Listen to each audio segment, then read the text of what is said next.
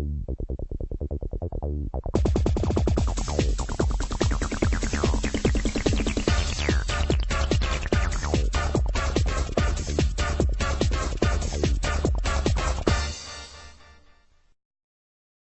my name is Chris. I'm here to talk to you about water safety. Working on the water is a dangerous occupation.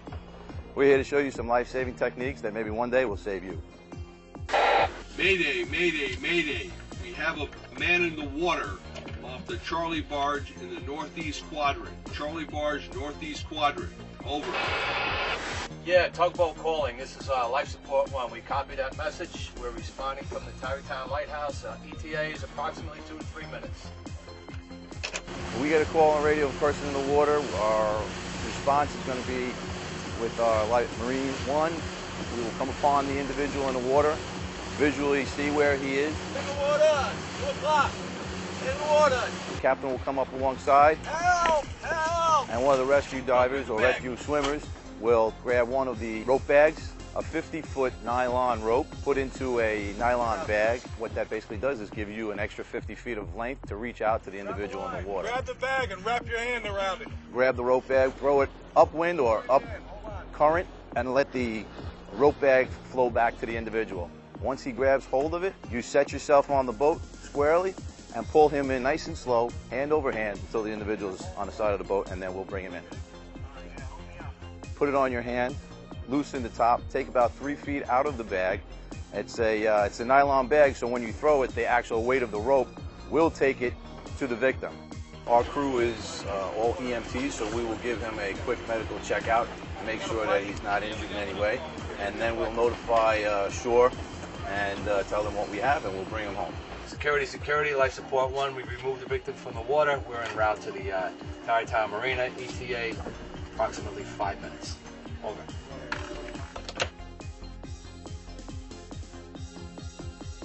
One of the other rescue devices that we have on board is a life ring. Man in the water, 10 o'clock, 10 o'clock. Man in the water, 10 o'clock. Doug, get the ring. Normally it has at least a 50-foot cord, also floating nylon. Hey, Chris, I got him. When you are going to deploy, you're going to take the one end, which is looped around one wrist, hold that end of the rope. Hang on to the ring. I'm going to pull you in. You're going to take that ring and either with an underhand or side-on motion, throw it towards the individual in the water, upriver, upwind, and let it float back down to him, similar to the rope bag. Once the victim in the water has a hold of the life ring, take up the slack, do a hand-over-hand pulling motion, nice and slow. Keep your feet shoulder-width apart so that you don't slip. Keep your eyes on him at all times and just bring him right into the side of the boat, nice and slow, nice and steady. Whether it's the rope bag or the life ring, you can use a hand-over-hand pulling action, probably the best way to do it. Somebody grab a blanket for me. I got it. All right, sit right down. The third piece of equipment that we have on our vessel is a rescue basket. It's a standard Stokes basket made of stainless steel composite or lightweight metal. Along with that are neoprene flotation devices and enable us to float the victim back to safety of the vessel. If we get a call of an injured worker overboard, Guys, I just got a call, man in the water, suit up. I'm going to head down. It's on the west side of the channel, on the Charlie barge. again, not able to help himself out of the water, then we would deploy the water Stokes.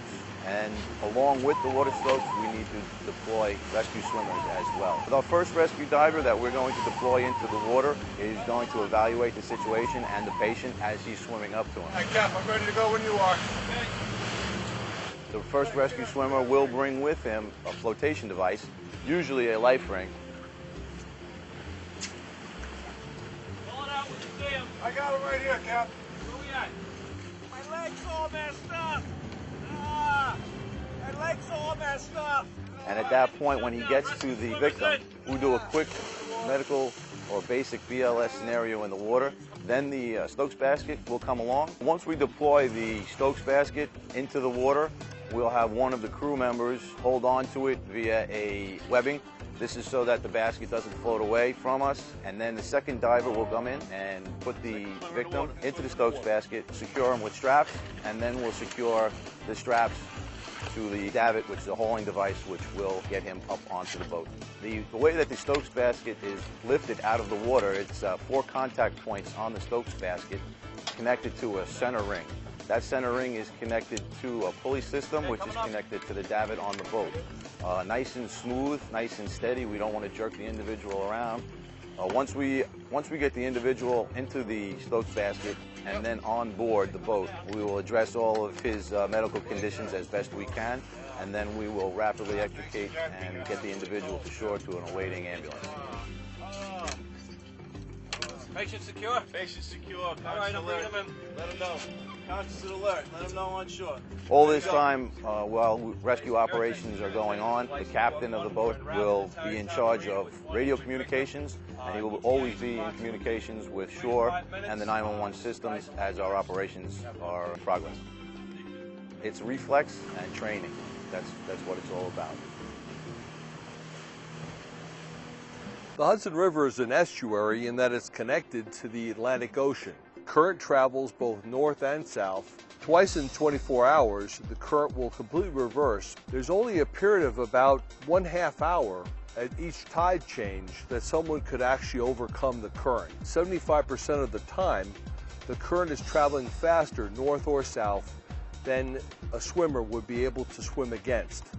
At the peak of summer of July and August, the Hudson River gets as warm as 80 degrees Fahrenheit. Quickly in the fall, it begins to cool off. In October, November, it's down into the 50-degree range, and then down into the 30s or just above freezing in the middle of the winter in January and February.